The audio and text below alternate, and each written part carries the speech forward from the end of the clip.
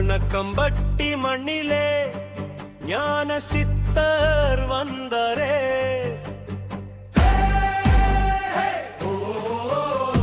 மூட்டை சாமி போற்றியே சர்க்குருவே சரணம், சர்க்குருவே சரணம்.